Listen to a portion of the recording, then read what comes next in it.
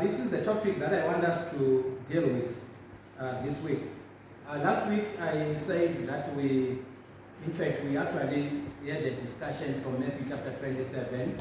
In fact, I made an earlier reference to that passage this morning when the governor at the time in the land of Israel asked a question about Jesus. They wanted Jesus to be crucified. So his question was, what shall I do with Jesus, who is also called Christ? And of course, there was a chorus unanimously agreeing that crucify him or crucify him. And of course, Jesus finally was crucified. In fact, I actually ended by saying this was a question that we needed to ask ourselves.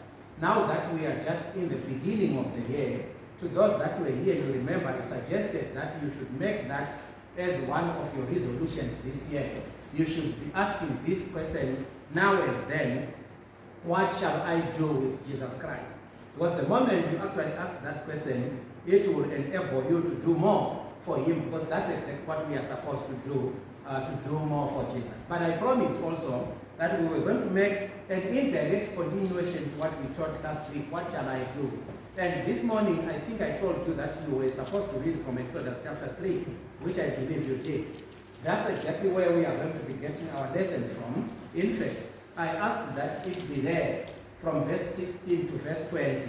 We are going to take the reading again and see what kind of applications we can make thereafter, after having read. So in verse 16, it says, go, this is God who is speaking to a man that was called Moses.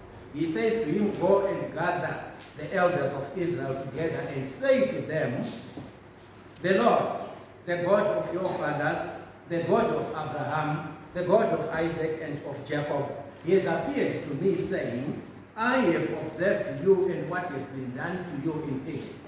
And I promise that I will bring you up out of the affliction of Egypt to the land of the Canaanites, the Hittites, the Amorites, the Perizzites, the Hivites, and the Jebusites, a land flowing with milk and honey.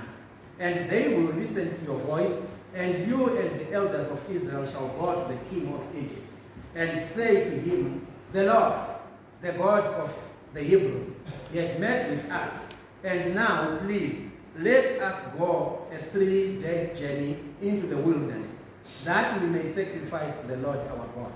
But I know that the king of Egypt will not let you go unless compelled by a mighty hand. So I will stretch out my hand and strike Egypt with all the wonders that I will do in it. I was reading from the English Standard Version. What is the situation here? The situation on the day, or the situation that caused Moses to write this passage, is Moses, a couple of years back, he had actually met God when he was living in Midian. We know, in fact, that Moses had run away from Egypt because of captivity that they had been put under by a man that was called Pharaoh. Pharaoh was their family name, but each Pharaoh came with his own first name. Pharaoh was the name of the office. So he ran away because they wanted to kill him, the Pharaoh of the time. For 40 years, Moses is going to be in Midian. One of these days, Moses was heading the sheep of his father-in-law. And while he was doing that, Moses is going to see the burning bush. When he saw the burning bush, in fact, there is a word that is actually going to come. So I suppose that will be Moses, who is standing in the wilderness. And of course, this is the bush that was burning. In fact, the Bible is very clear that it's only the flames that were seen, but the bush itself was not consumed by this fire.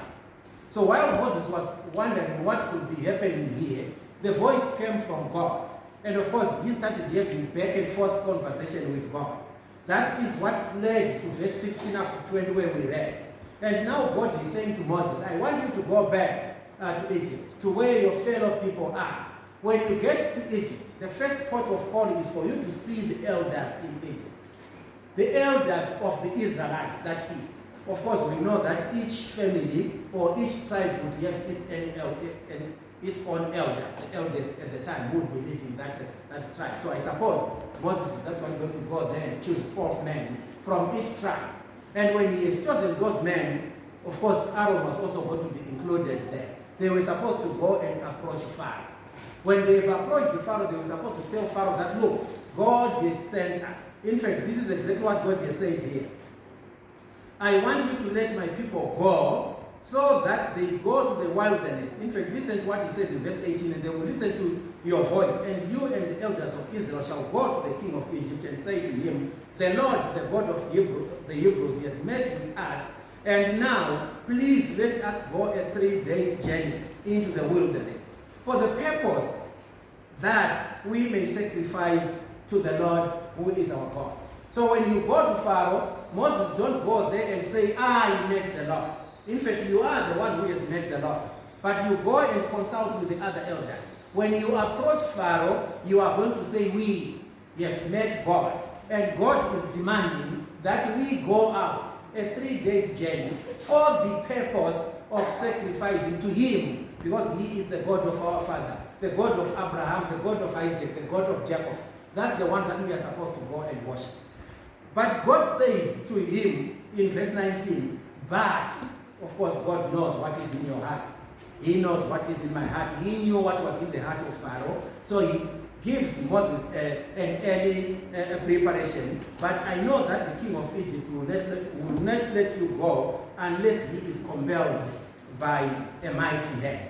So that was the reason why God wanted them to go. Please, let us go a 3 days journey into the wilderness that we may sacrifice to the Lord our God.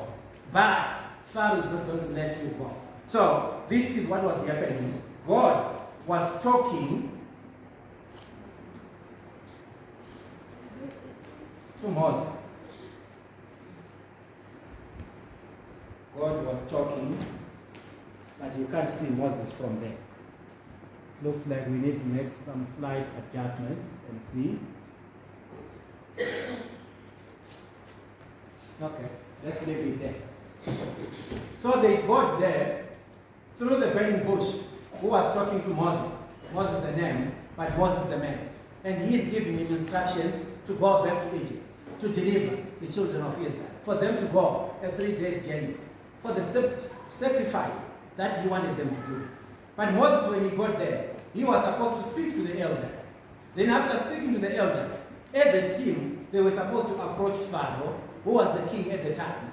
Then after having approached Pharaoh, they were supposed to go there and ask Pharaoh to let the children of Israel to go into the wilderness so that they can offer a sacrifice to their God. Now, God knew that Pharaoh was not going to accept. He was not going to let this happen immediately. But God then told Moses that I am going to, he needs a mighty hand for him to let you go. So this would be the situation. Moses has gone with his team. They are approaching Pharaoh. They are talking to Pharaoh. I suppose this would be the Pharaoh who is giving his own reasons. You can't go. Where do you want to go? You cannot go. If you are going to read through chapter 3, chapter 4, perhaps I think chapter 5, you are going to see the discussion back and forth with Moses and Pharaoh. Pharaoh telling them that you are not going to go because God had not yet used his mighty hand to let them go. Now, as foretold by God, Pharaoh would not allow them to go. In fact, he put himself in the position of God so that his will and his wishes would be done instead of God's will. I want you to take that as a point that we are going to take out of this message this morning. Suppose you have sent one of your children to go to do something. Maybe you have sent them to the shops. But then one of the children is going to come and tell that child that we have sent to the shops not to go. What that child is actually doing is to usurp your authority. In fact, he is actually putting himself in your position, even above your position, to cancel out everything that you want to say so that his word should prevail at the end. This is exactly what Pharaoh was going to do. God has said to Moses, Moses, go and tell the children of Israel, go and see the elders, and with the elders go and tell Pharaoh to release the children of Israel. I want them to go a 3 days journey in the wilderness to worship me, to offer sacrifice to me. But Pharaoh refused. Pharaoh has actually blocked them. Pharaoh has put himself in the position of God so that his will that is Pharaoh's will, his wishes, that is Pharaoh's wishes, will be done instead of God's will. And of course, God knew this. This is why he had said to Moses, but I know that the king of Egypt will not let you go unless he is compelled by a mighty hand. So there are two things.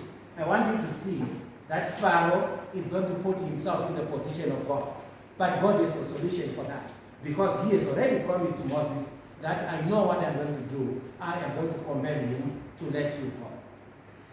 Why am I talking about Pharaoh, Moses, God, the elders, and everything else? What relevance does that have to us? This is the point. I was thinking about this, of course, monitoring the way that we live as humans, the way that we live as Christians. We are human beings. And this is what I have seen, that there are many pharaohs in our lives that need to be compelled to leave us so that we can worship our God freely.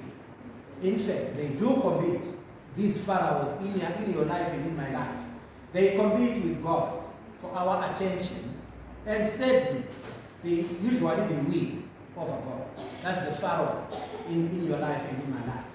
Paul talks of a war that is between our spirits or our minds, and the war that is being waged between the spirits and the flesh.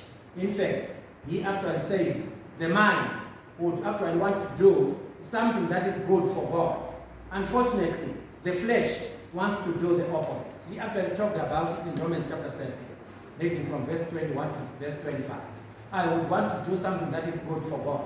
Unfortunately, that's what the spirit wants to do. That's what the mind wants to do. But the flesh is actually pulling to the other side. It doesn't want me to do what the mind wants. It doesn't want to do what the mind does. So at the end of the day, a human being is torn in between. One party is saying, I want to do this which is fleshly. The other party is saying, I want to do this which is spiritual. Unfortunately, most of the time, the fleshly side is going to win. And in our lives, your life and my life today, we still have God who is in his position. As the same position that he was on the day that he was talking to Moses in the wilderness of the Midian. He actually is still in that position. And of course, he is still sending somebody. He already sent his son, Jesus Christ. You remember in Hebrews chapter, in the book of Hebrews, we actually are told, in fact, that's the first chapter, reading a couple of verses from verse 1. We are actually told that in the past, God used to talk to us. That's what the writer is saying. He used to talk to us through prophets and many other ways, many other medias that he would use to talk to his people. But he says, in this day and age, he is now talking to us through his son, Jesus Christ, who has been made to be the heir of everything. In fact, it's his son, Jesus Christ, who also created everything that we see, at least according to what we are told by John. To those, according to John, he actually tells us in John chapter 1, verse 12, I believe it is, he says, to all those who believed in him, he gave them the right to become the children of God. So God is still talking to his son. He has removed Moses. Moses knew about this. If you read Deuteronomy chapter 18, somewhere there, I think starting from somewhere from verse 10, I think it is, actually Moses made this prophecy about Jesus who was coming. He talked to the children of Israel and he told them that God was actually going to give them another prophet, and they were supposed to listen to that prophet who was going to come. Anybody that was not going to listen to this prophet, obviously there was punishment that was going to accompany his disobedience. So God is still sending his son Jesus Christ in place of Moses. Jesus Christ has already sent apostles and preachers. Preachers, I refer to preachers loosely, not specifically those that stand in front. Every person, I've always said, every Christian is a preacher. In your own right, you are a preacher, because you have an opportunity to discuss things with people about God. So you are also being sent. In fact, that's exactly what Matthew chapter 28, 18 and 20, 18 to 20 verses actually tell us in Matthew chapter 28. We talked about this in the morning, the Great Commission. So God has sent Jesus to the apostles, to the preachers, so that they can go to humankind. They are not going to the elders of Israel, but they are going to humankind. Everybody who should hear the word. Why are they going there? They are going to humankind, to Christians and to non-Christians alike. Why are they going there? so that they can tell them about the good news of God. They want the humankind to go into the wilderness, a 3 days journey, copying from Moses, so that they can actually go there and offer sacrifice to God. However, as on the day of Moses, Pharaoh was going to stand in their way. He was not going to allow them to go. He did not want them to go. He stood in the position of God. He opposed what God had said. He wanted his will and his wish to be done. We still have a question mark today of a Pharaoh who actually is going to stand on your way. I want us to identify some of the modern day Pharaohs that are going to stand in your way, that will stand in my way as we try to discharge our duty as Christians. We are always going to have a Pharaoh that I call the modern day Pharaohs. Let's identify some of them. The first one that I want you to go through with you is what I call education. You know, from the look of things, education is good. In fact, we send our children to school because we want them to have the best of education. If you are better educated, your opportunities in life are also going to be better. You have so many avenues to explore in your life. That is in the life while we are still living here. Our education does not go to heaven. Our education does not qualify. It doesn't matter how many degrees you have. They don't qualify you to go to heaven. It's actually interesting to me that the wisest man, when he was writing somewhere in the book of Proverbs, I think that's in chapter 9, and when he also writes in the book of Ecclesiastes, particularly in the book of Proverbs, Solomon actually said the knowledge of God or the fear of God is the beginning of wisdom. When I think about that, I don't understand what Solomon was saying to begin with. Solomon was wise. He had actually prayed for wisdom, and God had given him all the wisdom in this world. How then can he say wisdom was nothing? In fact, to him, wisdom was not the wisdom that he had. It was not the wisdom of this world. It was the wisdom of knowing God. Because once you know God, Solomon said that's the beginning of wisdom. The knowledge of God is actually the beginning of wisdom. How can education be a Pharaoh that stands in my way? You perhaps will agree and understand what I'm talking about, where I'm coming from, where I am and where I am going about education. We know that, as I've already said, we all wish our children to have the best of the education. But I want you to continue noticing that the education that I'm talking about has nothing to do with heaven. It doesn't qualify anybody to go to heaven. In fact, it's interesting to me that somebody who is most learned, perhaps more than everybody else, if they don't have any knowledge about God, if they don't decide to follow God, the day they die, that education comes to nothing. Yet somebody who was considered to be uneducated, if he has knowledge in God, the day they die, they are actually going to live with God forever, without education. So our education is for this world, which has nothing to do with God. But this is the education that actually spends most of our time, that consumes much of our time while we are trying to acquire education. We actually go all over to get education at the expense of perhaps going all over to get God or to do what we are supposed to do with God. I was talking to my friend the other time. His son, he now is working in Germany. He is Catholic himself. And his son has been gone for maybe 7 years now, I think, 2014. So that's almost 10 years now. 2015, I think it was 9-10 years. He went to Germany. He was learning at Falcon College.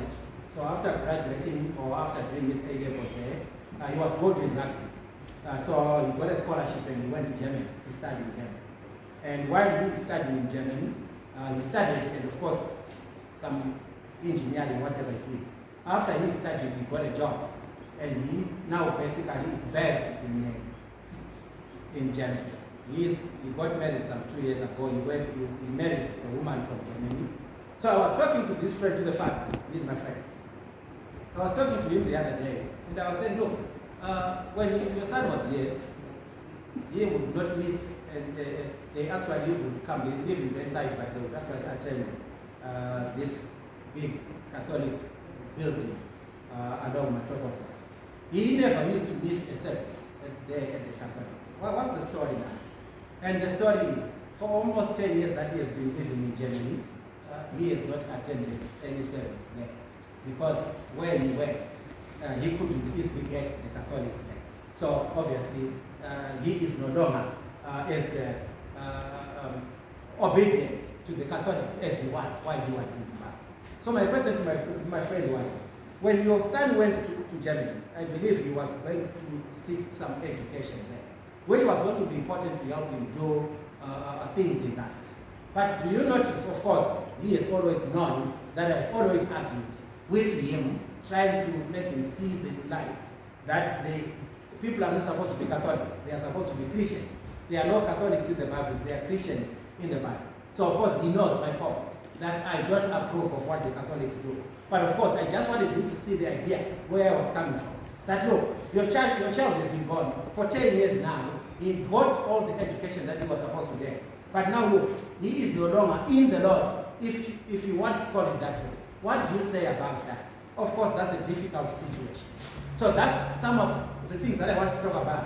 Education can actually be a Pharaoh that's going to take God out of my life. That's going to take most of my time, such that I'm not going to have any time anymore left to dedicate my life to God, because I am chasing education. Employment. I have about 7 of these Pharaohs that I have identified. I know you have more. Employment can actually be another of these things. We have known families that have actually gone overseas or gone off everywhere to actually seek for greener pastures. And the moment they go, that's the end of God. That's the end of them worshiping God. It's good for everybody to be employed. In fact, Paul, I think this is exactly what he needed to the Thessalonians when he wrote. He talked about, if you don't want to work, you should not eat. So Paul's principle coming from the Holy Spirit is that we should eat what we have worked for. I mean, we know this principle goes back as far as Adam. Adam was told to eat from his sweat. You have to sweat.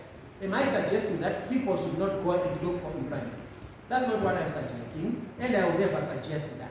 What I am suggesting is, if the moment my employment is going to be an impediment, that's going to stop me from worshiping God the way I've been worshiping, that perhaps might be a wrong employment altogether.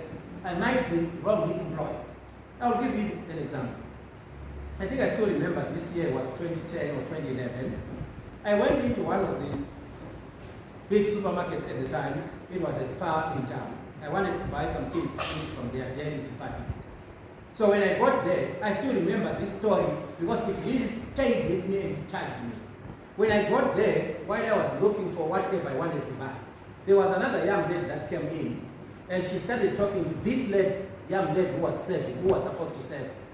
And this young lady was, apparently, these people were churchmates in courts. They were churchmates.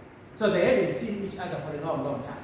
So this young lady who came in then asked the question to the lady who was behind the counter, who was supposed to serve. And she said to her, "We haven't seen you at church for a very, very long time. What's the problem?" And that lady's response touched me. This is why I remember the story. Her response was, I don't know what to say. I used to ask you church people at church to help me pray so that I could get employment. But the moment I got this employment cannot allow me to come to church. So it's actually the opposite of what I was praying for. I was praying to get employment. I got the employment. But the employment now, I have to work on Sunday, so I can't come to church. So she hadn't been there to church in course for a long time. But you understand the basic principle that I'm trying to drive home.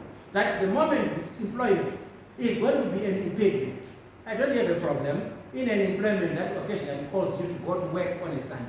I don't think that may be a problem. But if it's going to be permanent, that most of the time, in fact, perhaps 50% of your time you're at work, 50% you are now at church, I think that employment maybe you need to consider. It might be wrong. Because employment should not be meant to impede on my spiritual life. This is going to be a difficult question, a difficult message to accept, but that's exactly what it is. Employment was never created to be a Pharaoh that's going to stand in front of me and God. Because what I am now doing is I am now worshiping the employment at the expense of worshiping God. Think about marriage. We have plenty of examples here where some of our young, I'm not going to mention them by name, but perhaps you know some of the people that I'm talking about. We have one or two young ladies that were married by people of the world, and they are no longer coming to church. In fact, I know of one that was married by a Jehovah's Witness, and immediately when she got married, she became a Jehovah's Witness. And that pained me, because this is one of the young ladies that I actually baptized myself here on a Wednesday evening, when we still had Wednesday. And she was so dedicated because she would come, I think all the way from Kumula, coming here for Wednesday services. When those that were staying next door could not come, she came all the way from Kumula for a long time. But the moment she married during COVID time to a Jehovah's Witness, the Church of God, go, because I want to protect my marriage. She is now in marriage. If marriage is actually going to come and is going to do that to me, that is not a good marriage. That is not the marriage that God wants for me. Because the marriage that God wants is not a marriage that is going to take me away from Him. If anything, my marriage should actually bring Him closer to God. The moment it takes me away from Him, that's a Pharaoh, which I need to identify, and I need to deal with it while I'm still living in flesh. The other Pharaoh that I think would be a Pharaoh are your friends. Paul in 1 Corinthians 15:33 says, bad company corrupts good character. And we actually know, it's interesting that 2 days ago I was reading from the paper a story about, I think there were 5 boys from one of the high schools in town, and 3 girls from, again, one of the girls' high schools in town, who actually left home. They were supposed to go to school, but they did not go to school because one of them had suggested that he wanted them to help him celebrate his birthday. So they actually diverted and went to one of their friends' house in Bradfield. And of course, they started having their vuzu party there. You know all the orgies and things that are done there. Some of them that are undescribable, that are actually done at these vuzu parties. They did almost those. We read the story, or I read the story from the paper, because they actually had to be arrested. In fact, some neighbor tipped off the police, and the police came to pick them up. What's the problem? Bad friends who actually corrupt good character. Some of this, in fact, it's painful that the ages that were being talked about there are actually between 14 and 16. These are the boys and girls that actually bunked the school because they wanted to celebrate during the school day, that was on Thursday, this past Thursday, when they were caught. They actually had cigarettes that had actually been made out of data, which they were going to consume and smoke. This is sad. If my friends, as a young man or young woman who already is in Christ, are going to actually call me to go and do or worship their gods with them, those are not good friends. They have actually become a Pharaoh in my life that I should identify, and I'm not going to have anything to do with such a friend because they corrupt my good character. Think about your relatives or your family members. In fact, it's interesting that in Luke chapter 14, Jesus was actually talking about loving your family more than me. And he said, you are not worth of me if you are going to love your mother or your father or your friend or whoever more than you do to me. You are not worthy of me. You have to carry your cross, and you carry your cross daily following me. What am I talking about? We have had several cases. I think we have talked about this. It's an age-old something that we have talked about several times. Where my relative comes at the house when we are just about to go to church, my aunt, my uncle, my brother, my sister, my whoever, we haven't seen them for a long time. So instead of me going to church, today I'm not going to church because my aunt has arrived, my uncle is come, my brother is come. Instead, church, stay there, I am staying here. We have yet several of Christians, doing exactly the same. Family members, relatives, they have actually organized some dinner or some luncheon on a Sunday. Instead, I will actually make church things suffer because we actually have a luncheon today. Because family, friends have arranged that. I think this is actually caused by the problem that we actually love them more than we love God. Because if we actually loved God more than them, we should have made them know that on a Sunday, don't arrange a program with me. If you want to arrange a program with me or for me, arrange it after church, which is at 2 or at 1 or at some other time that I know I will be at church. If I am going to allow them to arrange a program with me during the church hours, I have a problem. I am not sending a good message to them. So when they come back again tomorrow, I'm not going to be able to tell them that I go to church, because yesterday I entertained them. They should know that if we are talking about so and so, if it's to do with a Sunday, forget. He's not going to be with you. Love him, hate him, that's what he's going to tell you.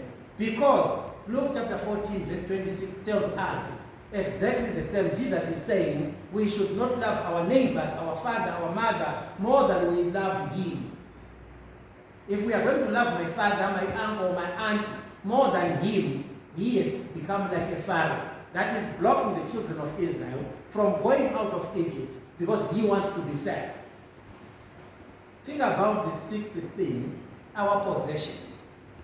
We were talking this morning from Matthew 5, 6, 7, when Jesus was teaching what we now know as the Sermon on the Mount.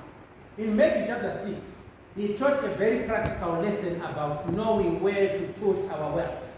In fact, he actually mentioned that your wealth should actually be stored or be buried with him in heaven, because there's no rust, there's no moth, there's nothing there that is going to destroy your wealth. But if you are going to put all your eggs in one basket here, they are going to get broken. Put your eggs with him, because he's a safekeeper. What am I saying by possessions? We tend at times to be swayed by our possessions, to think that we have made it in life, to think that we have achieved things in life, simply because I own this, I own that. But we actually forget that all these things are earthly things. Just this week I actually saw a post, was it on Facebook or somewhere, I can't remember, of somebody who actually put a picture of Michael Jackson there. So he actually wrote the year that Michael Jackson was born, and he said Michael Jackson is not going to die, Michael Jackson is going to live forever. I laughed when I looked at that post, because for all intents and purposes, Michael Jackson died many years ago, and he's not going to come back again. What is my point? My point is, Michael Jackson is one of those that were very popular during his time. In fact, when we were growing up and we were reading stories about Michael Jackson, we were told that he was one of the millionaires at the time, perhaps the billionaires of America at the time. He died, swimming and bathing with wealth. But that still could not stop him from dying. But what is so painful to me is that if you are not in God, if you are not in Christ, it doesn't matter how much wealth you have. The moment you die, everything remains, and you are nothing. You are going to go back to God with nothing. In fact, it's interesting that God said to Adam, you brought nothing, and you are going to take nothing out of this one. So what is possessions that are going to disturb my relationship with God? Where exactly are we getting it wrong? Why do we think that if we have achieved some things, then I spend all my time trying to achieve more? I spend all my time paying attention to those earthly things that are going to rot, according to what Jesus says. Jesus says, seek ye first. That's exactly again in Matthew chapter 6. Seek ye first the kingdom of God, and all these other things are going to be added unto you for free. In fact, right there, right at the end of the chapter, he actually says, don't be anxious about anything. You love to be anxious about things. Don't be anxious. Birds of the heaven, they don't go to the fields. They don't plow, they don't plant. Yet none of them is going to die of hunger. Who feeds them? He says, I do feed them. Think about the flowers. He compared the flowers to Solomon. And he said, Solomon, one of the most richest people or kings at the time, the wisest, in his splendor, he never matched any of these flowers. The flower is blooming better than Solomon. Why? Because God is God. And God actually takes care of it. We should not be swayed by possessions. They are nothing. Nobody has ever taken them. It doesn't matter. I remember recently we actually had a case of somebody who was called a gold mogul in Mutare who died in a road accident. And in fact, they actually made a coffin which resembled his Benz that he was driving when he died. And the casket was actually tailor-made, or it was custom-made into a Benz. Then what? That doesn't bring you back. You are gone, you are gone. Possessions are nothing. In fact, one of the richest people ever to live, recorded in the Old Testament, is Solomon. When he realized that possessions were nothing, what did he say? All is vanity. And then, when you start knowing God, that's the beginning of wisdom. The last Pharaoh that you perhaps may take out of your life. Think about sports, recreation, the same way employment does. I was just thinking this morning, there's a tournament, a soccer tournament that is ongoing. It's going to be ongoing for the next 1 month or so, or rather, for the past 2 weeks now, perhaps two more weeks to go. It's in Côte d'Ivoire. It's a congregation of African football teams that are playing for the Africa Cup of Nations there. So I was just thinking, if I was one of the players in one of these teams, especially those teams that are progressing very well, those teams that are winning, those teams that are going to go as far as the final, I will be in Côte d'Ivoire for the next 1 month. And my focus, my mind is actually, full of the soccer that we are playing. There is no time for God while I am there. There is no time at all for me to gather with you and break bread like we did this morning, which is what every Christian should endeavor to do every first day of the week. So, even though somebody will come and argue and say, but the gift or the talent of playing soccer was given by God. That's very true. God gives gifts. But I think the rationale is with you and with me to then decide what I'm going to do with this talent. There are talents, I've said this before, there are talents that we are not going to pursue to their logical end. Because some of them, if we do want to pursue them to the logical end, they are definitely going to take us away from God. They are going to be an impediment. They are going to be a Pharaoh in our lives. That is going to block our passage to go and worship God in the wilderness, simply because they also need attention from us. Recreation, we have heard cases before. Some of them from very senior Christians, where somebody tells you that I was not at church yesterday because I had gone fishing or I had gone for this and that. We have heard such things being said. That's recreation. That is coming at the expense of coming to church. Maybe it's me who is making this mistake. But what I have always thought is a Sunday should always be put aside for God's things. Any other thing, let it fill my day after having filled the hours that I am required here. If you get to an opportunity where you are actually filling your Sunday day with other things that are going to make your Sunday worship suffer, I think there's a problem. Perhaps you need to revisit the way you are actually structuring the things that we are doing. I know of brethren who actually create, opportunities of not being here. It's not because an opportunity for me not to be here, which is compelling, has come, but it's because I want to create something that is just going to take me away from church. That's a problem. So I just want you to think about some of those things that we were talking about. And this is my parting note. Remember, God said, but I know that the king of Egypt will not let you go unless he is compelled by a mighty hand. God is still saying today, but I know that the king of this world, I know that the education of this world, I know that the employment of this world will not let you go unless you compel it by a mighty hand. There are some things, there are many pharaohs in our lives that have captured us with a very strong and tight grip that need a might and strong hand to take out. What do we do then?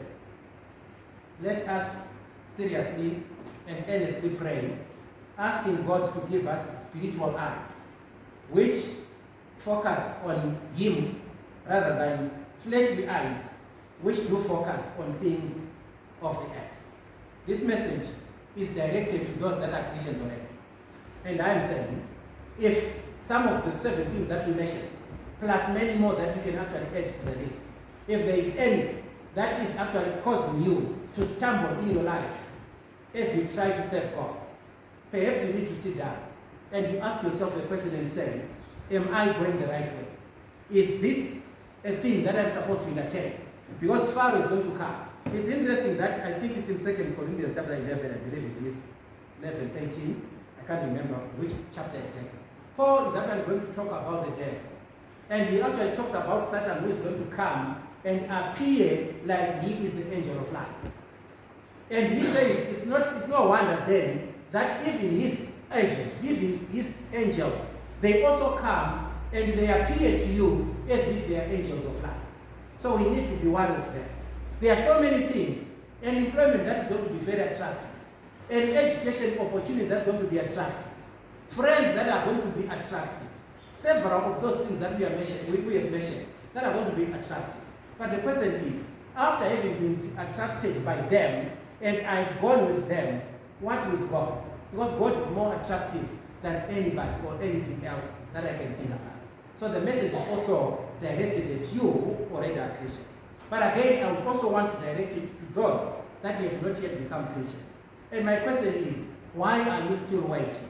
In fact, this is not my question, but this is Paul's question. You remember in Acts chapter 22, Paul is retelling his story that led to his conversion. And when Ananias came to him when he was in Damascus, the question that he asked him is, why are you still waiting? Stand up and be baptized. And the Bible doesn't mince its words. It tells us that Paul stood up and he was baptized immediately because he wanted to have a relationship with God. What is a Pharaoh that is stopping you from having a relationship with God?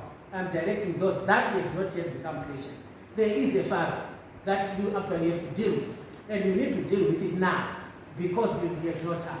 Deal with that Pharaoh, remove it out of your life so that you have a good relationship. Now that we are just beginning the year, that should be one of your resolutions. To say this year, I want to be identifying all the Pharaohs that are going to be stopping me. By Pharaoh, I'm using that name, literally, or I'm just using it loosely. I am not saying they actually turn out to be Pharaohs. You understand what I'm saying? But identify all those problems that are going to cause you to stumble as you try to worship God throughout the year. Once we do that, then we are going to perhaps improve our relationship with God in this year 2024 going forward. Some of the excuses that actually take us from church, let's revise them and see if they are really valid. If it was Paul who has been faced by the same scenario that is facing me, would he say today I'm not going to go to preach to the Corinthians because I have this that I need to attend to? Would he say today I'm not going to travel to the Thessalonians or to the Ephesians or to the Philippians? I'm not going to go there because I want to attend to this. Ask yourself that question. Ask yourself the next question and say, what if Jesus would actually come now? Because we don't know the time. He may come now. He may come anytime. Ask yourself a question and say, what if Jesus comes now? While I have not gone to church because of this reason, is he going to approve of it? Those are some of the questions that may actually help you improve in our lives as Christians. My lesson this morning was to identify the Pharaohs in our lives. And once we identify those Pharaohs in our lives, that perhaps is actually going to help us going forward. Identifying the Pharaoh in our lives. Identifying the Pharaoh in your life. Thank you very much for listening. I hope and trust that what I have said is going to sit well with you, because some of these things tend to become so blunt, but they have to be said anyway. Because when we are Christians, we just need to try and improve in our lives. Thank you very much. I hope to see you, as I have already said, in 3 weeks' time, Lord willing.